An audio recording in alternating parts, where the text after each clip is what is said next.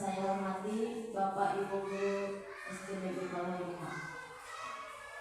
Pertama-tama, marilah kita panjatkan puji syukur atas kehadiran Allah Subhanahu wa Ta'ala, sehingga pada kesempatan hari ini kita bisa berkumpul dalam rangka diseminasi pelatihan pembelajaran mendalam.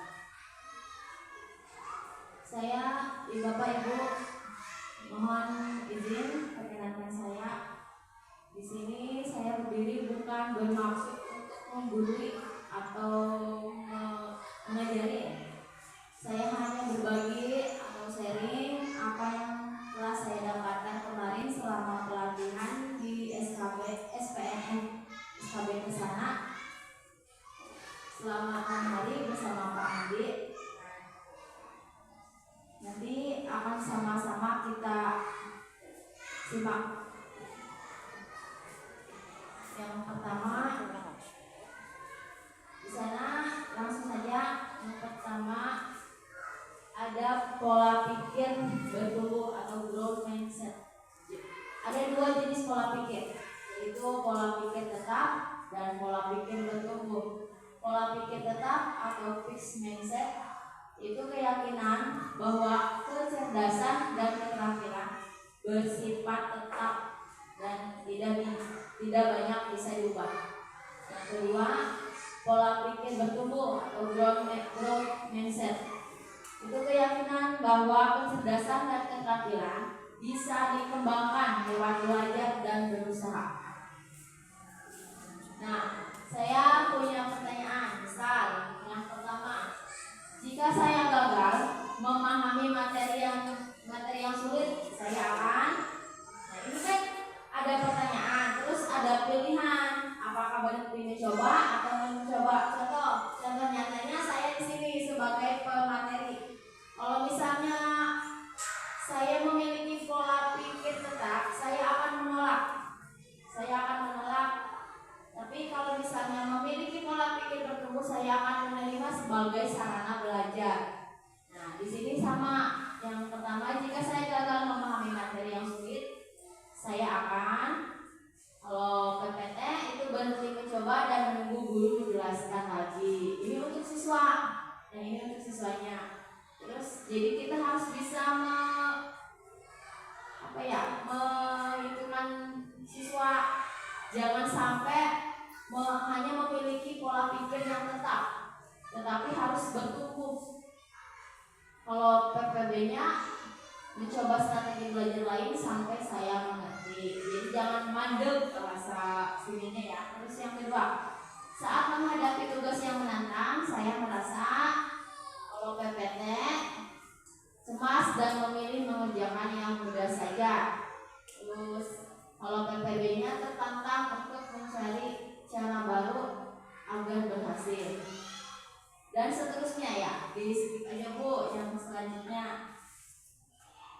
Nah, langsung ke pembelajaran mendalam. Nah, tadi ada yang terlewat sebenarnya kalau misalnya kita poinnya itu kalau kita menghadapi tantangan. Kalau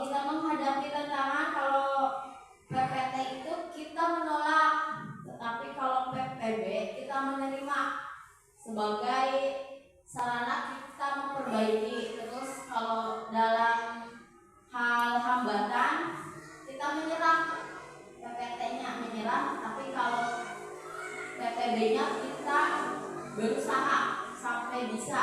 Jadi tidak ada istilah gagal udah, tapi kalau kita gagal harus bekerja keras lagi. Terus kalau dalam hal kesuksesan orang lain, kalau punya pola pikirnya tetap, dia akan merasa iri atau dia akan merasa apa sih cuma segitu pikirannya. Tapi kalau misalnya pola pikirnya bertumbuh, dia akan terinspirasi, akan termotivasi supaya dia bisa mengikuti jejak kesuksesan orang lain.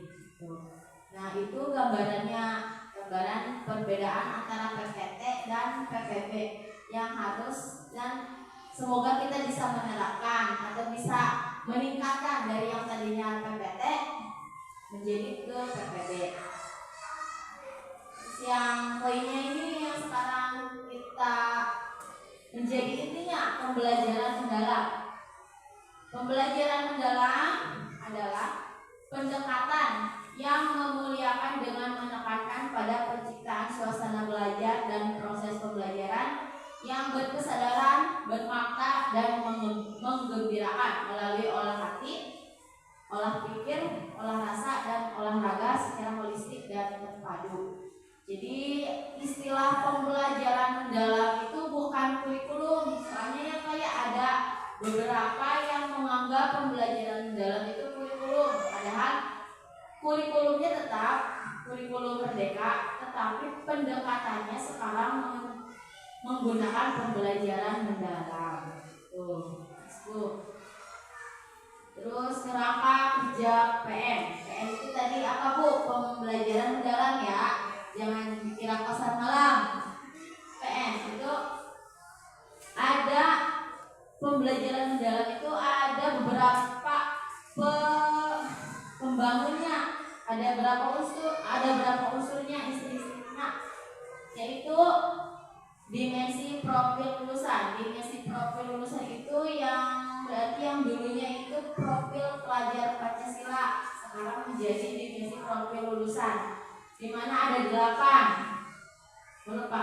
Dimensi profil lulusan atau DPL kita sering sebutnya merupakan fokus profil lulusan yang akan dicapai, yaitu keimanan, ketakwaan terhadap Tuhan, terus kewargaan, kreativitas, penalaran kritis, kolaborasi, kemandirian, dan komunikasi. Itu ada 8 poin DPL-nya yang dulu kita kenal sebagai T5, sekarang menjadi 8 DPL. Terus prinsip pembelajarannya, dalam pembelajaran mendalam ada 3 prinsip, yaitu berkesadaran, bermakna, dan menggembirakan. Yang ketiga, pengalaman belajar. Pengalaman belajarnya sebagai proses yang dialami peserta didik dalam pembelajaran, yaitu memahami. Jadi dalam proses pembelajaran itu peserta didik harus memahami, bisa memahami, mengaplikasi, dan merefleksikan. Terus kerangka pembelajarannya yaitu sebagai panduan sistematis dalam menyusun desain pembelajaran, yaitu praktik pedagogis, kemitraan pembelajaran, lingkungan pembelajaran, dan pemanfaatan digital. Jadi kita di era sekarang, guru misalnya tidak bisa IT ya istilahnya, itu sangat tertinggal, kemungkinan bisa tertinggal. Jadi kita dalam pembelajaran pun harus bisa memanfaatkan alat digital. Selanjutnya Bu, dimensi profil lulusan. Tadi ini yang lebih jelasnya ya, ada 8. Ada mungkin di sumber medsos atau di TikTok biasanya itu ada referensi untuk mengajarkan kepada anak, bisa melalui tepuk, bisa melalui nyanyian. Dimensi profil lulusan. Biasanya kan kalau dulu sering di-share itu di grup-grup, ada yang melalui nyanyian. Ya. Dan terdapat 8 dimensi yang itu ya. Belum hafal saya juga, cuma kalau nyanyiannya belum hafal, tapi untuk poin-poinnya sudah ada 8. Yang pertama keimanan. Sebenarnya sih tidak jauh beda dari yang kelima dulu. Dulu kan belajar Pancasila, beriman dan bertakwa. Nah ini juga sama, ada keimanan, ketakwaan, terus ditambahnya ada keluargaan. Sekarang penalaran kritis. Dulu masih ada yang penalaran kritis.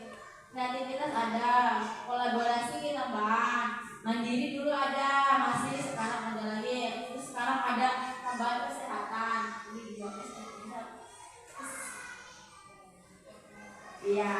Selanjutnya Bu, 3 prinsip pembelajaran mendalam. Tadi ada 3, yaitu pertama berkesadaran, kedua bermakna, ketiga menggembirakan. Berkesadaran itu kenyamanan peserta didik dalam belajar, fokus, konsentrasi, dan perhatian, terus kesadaran terhadap proses berpikir, keterbukaan terhadap perspektif baru, keingintahuan terhadap pengetahuan dan pengalaman baru. Jadi tertanam rasa sadar dari peserta didik itu berkesadaran, saya sebagai siswa atau sebagai murid harus tahu cara ini gitu. Itu namanya berkesadaran. Terus bermakna itu konseptual dan atau relevan dengan kehidupan nyata, keterkaitan dengan pengalaman sebelumnya, kebermanfaatan pengalaman belajar untuk diterapkan dalam konteks baru, keterkaitan dengan bidang ilmu lain, dan pembelajaran sepanjang hayat. Biasanya kalau bermakna itu kan lebih tertanam. Kalau pembelajaran kita dikaitkan dengan kehidupan nyata itu kan pasti lebih bermakna di anak. Nah, itu prinsip pembelajarannya. Terus menggembirakan itu lingkungan pelajaran yang interaktif, aktivitas pembelajaran yang menarik, menginspirasi, tantangan yang memotivasi, terus tercapainya keberhasilan belajar, aha momen. Jadi si anak itu akan bergembira ketika akan senang antusias mengikuti pembelajaran ketika proses pembelajarannya itu menggembirakan, tidak hanya menonton, tidak hanya guru itu sebagai fokusnya, tapi di situ harus ada guru harus bisa memanfaatkan media pembelajaran, metodenya beragam, terus anaknya diberi kesempatan berinteraksi seperti itu. Terus selanjutnya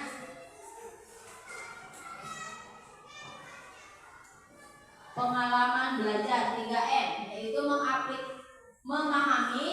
setelah dipahami, setelah siswa memahami, siswa mampu mengaplikasi, dan setelah mengaplikasi mampu merefleksikan itu biasanya terakhir ya, dan itu tuh berputar terus menerus. Pengalaman belajar dilakukan secara bertahap untuk mencapai level PM, pengetahuan esensialnya, pengetahuan aplikatif, pengetahuan nilai dan karakter, pendalaman pengetahuan dan regulasi diri. Memahami. Nah, memahami ini poinnya nih. Memahami itu jenis pengetahuan, karakteristik contohnya. Jenis pengetahuannya, pengetahuan esensial, bisa pengetahuan aplikatif, pengetahuan nilai dan karakter. Karakteristiknya menghubungkan pengetahuan baru dengan pengetahuan sebelumnya, menstimulasi proses berpikir peserta didik, menghubungkan dengan konteks nyata dan atau kehidupan sehari-hari, memberikan kebebasan yang eksploratif dan kolaboratif, menanamkan nilai-nilai moral dan etika serta nilai positif lainnya, mengaitkan pembelajaran dengan pembentukan karakter peserta didik. Contohnya, mengeksplorasikan pengalaman peserta didik terhadap permasalahan sosial di masyarakat sebelum menyampaikan topik permasalahan sosial pada pembelajaran IPS. Jadi dikaitkan dulu di kehidupan nyata biar siswa lebih mudah memahami. Terus mengaplikasikan pendalaman pengetahuannya, itu memperluas dan mengembangkan pemahaman terhadap konsep dan menghubungkannya ke situasi baru, pengalaman lain atau bidang ilmu yang berbeda. Karakteristik menghubungkan konsep baru dengan pengetahuan sebelumnya, menerapkan pengetahuan dalam situasi nyata, mengembangkan pemahaman dengan eksplorasi yang lebih lanjut, berpikir kritis dan mencari solusi inovatif berdasarkan pengetahuan yang ada. Contoh topiknya persamaan linear. Dasarnya peserta didik memahami bentuk umum persamaan linear dan cara menyelesaikannya. Terus ada pendalaman materinya, pendalaman pengetahuannya. Peserta didik menerapkan persamaan linear dalam masalah keuangan seperti menghitung keuntungan atau menentukan titik impas dalam penjualan produk. Nah, yang ketiga merefleksikan. Pengalaman belajar merefleksikan itu ada juga regulasi diri, karakteristik, contoh regulasi diri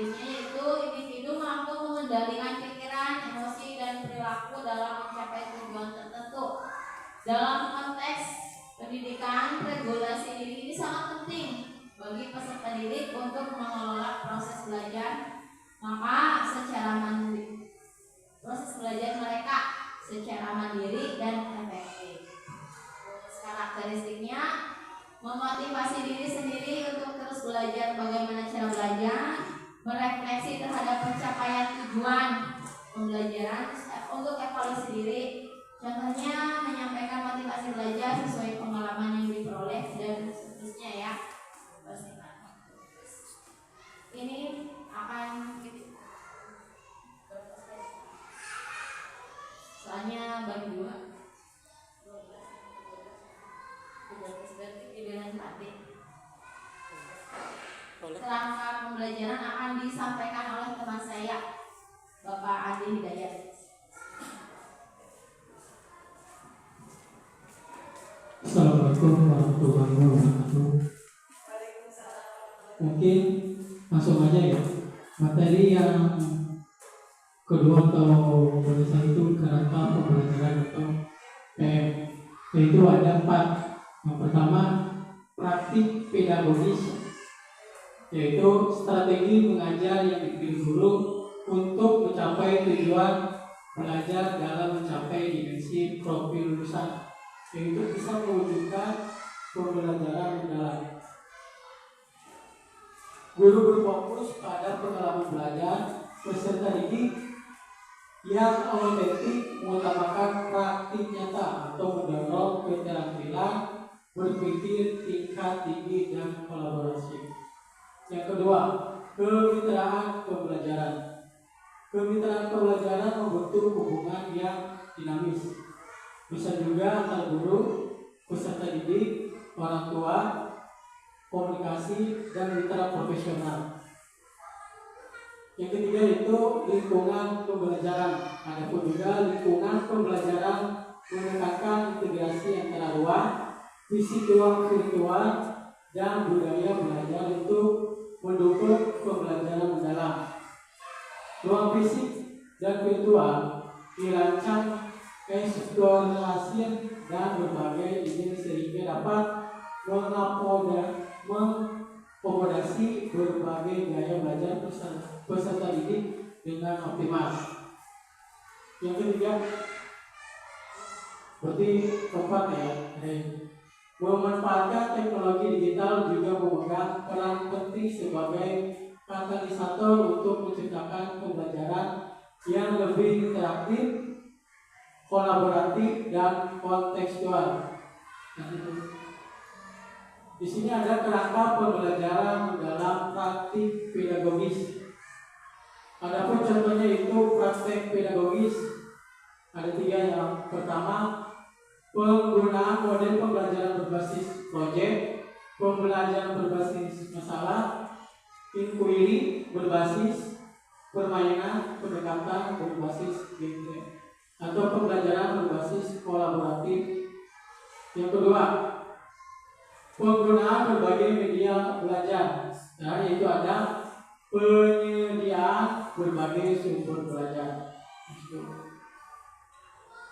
Kerangka pembelajaran mendalam kemitraan itu pembelajaran itu adapun beberapa contohnya yaitu yang pertama, kerjasama pendidikan dengan murid dalam perencanaan pembelajaran, proses asesmen. Yang kedua, kerja sama pendidikan dengan rekan sejawat dalam berbagai praktik baik perencanaan, refleksi, dan evaluasi.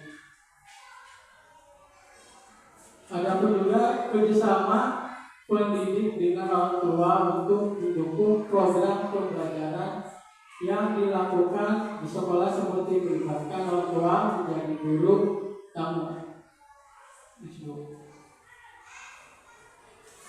Kerangka pembelajaran dalam pemanfaatan digital itu contoh pemanfaatan digital. Adapun pemanfaatan aplikasi atau media digital dalam pembelajaran, ada penggunaan kecerdasan artifisial sebagai alat dukung pembelajaran, penggunaan teknologi asistif untuk murid berkebutuhan khusus, dan platform ruang kerja digital dan platform pendidikan digital seperti rumah pendidikan.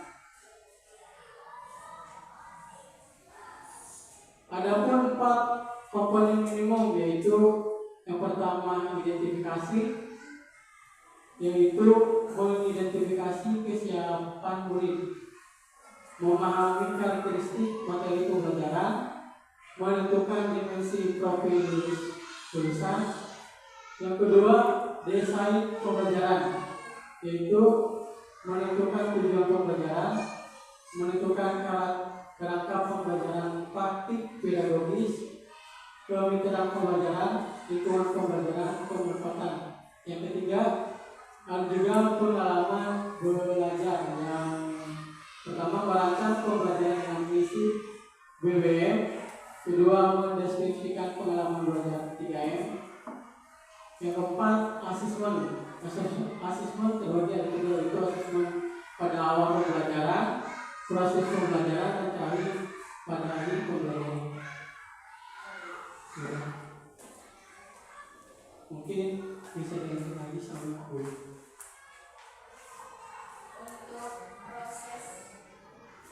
Untuk proses asesmen ada prinsip yang digunakan dalam penilaian,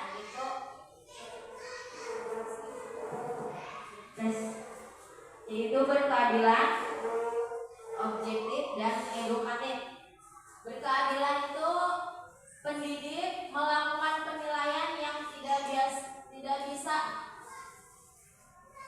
dilihat oleh latar belakang, identitas, atau kebutuhan khusus peserta didik. Terus yang kedua, prinsip objektif, penilaian yang didasarkan pada informasi faktual atas pencapaian perkembangan hasil peserta didik. Yang ketiga, edukatif, penilaian yang hasilnya digunakan sebagai umpan balik bagi pendidik, peserta didik, dan orang tua untuk meningkatkan proses pembelajaran. Ada dua asesmen yang kita gunakan, yaitu asesmen formatif dan sumatif. Asesmen formatif terdiri dari dua proses ya. Asesmen learning yaitu digunakan untuk refleksi diri murid dan refleksi proses pembelajaran. Contohnya jurnal refleksi, terus checklist kemajuan belajar, dan sebagainya. Sedangkan asesmen for learning-nya digunakan untuk perbaikan proses pembelajaran. Bisa sebagai contohnya ini. Terus ada kata konsep, ada umpan balik formatif, observasi, dan lainnya. Nah, untuk penilaian sumatifnya, penilaian sumatif itu mengukur capaian pembelajaran murid pada akhir periode. Biasanya disajikan berbentuk tes lisan, tes tertulis, laporan penilaian proyek, portofolio, bisa juga UAS, UTS, itu maksudnya ke sumatif, dan yang lainnya. Contoh teknik asesmen bisa berupa observasi, proyek, tes lisan, kinerja, tes tertulis, penugasan, penilaian diri, penilaian antar teman, dan portofolio. Jadi guru dalam melakukan asesmen itu tidak berfokus di akhir saja, bisa juga pas prosesnya diberikan proyek dan sebagainya. Terus guru mengembangkan asesmen pembelajaran dalam pembelajaran mendalam dapat mengacu pada taksonomi Solo.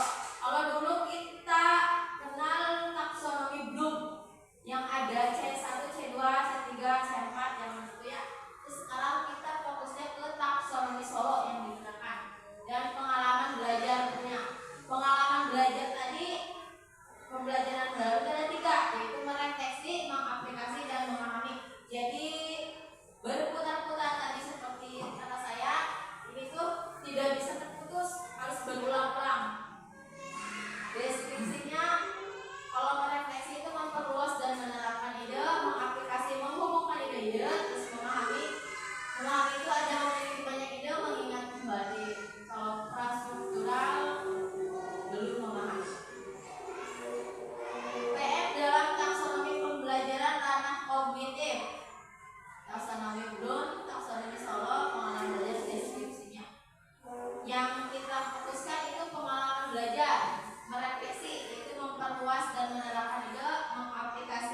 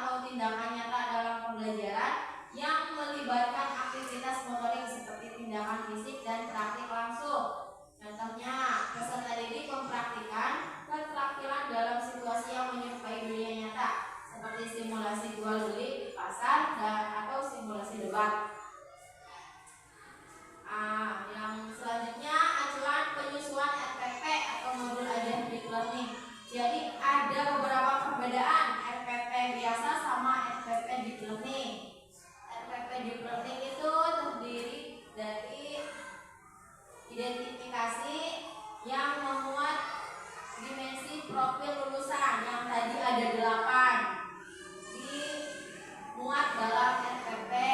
Terus ada capaian pembelajaran, ada tujuannya, ada lintas disiplin ilmu, biasanya ada keterkaitan antar mata pelajaran, terus topik pembelajaran. Itu tadi yang desain pembelajaran, maksudnya ke desain pembelajaran ya tujuan itu. Terus ada kemitraan pembelajaran. Kalau dalam proses pembelajaran itu ada beberapa pihak yang terlibat. Terus selanjutnya lingkungan pembelajaran, pemanfaatan digital, pengalaman belajarnya dimuat, yaitu yang memahami, mengaplikasi, merefleksi. Terus asesmennya tadi ada yang formatif dan ada yang sumatif. Nah, jadi lebih lanjutnya nanti kita akan belajar bersama kalau misalnya mau merancang pelaksanaan pembelajaran, mau merancang RPP. Banyak sumber yang bisa kita gunakan.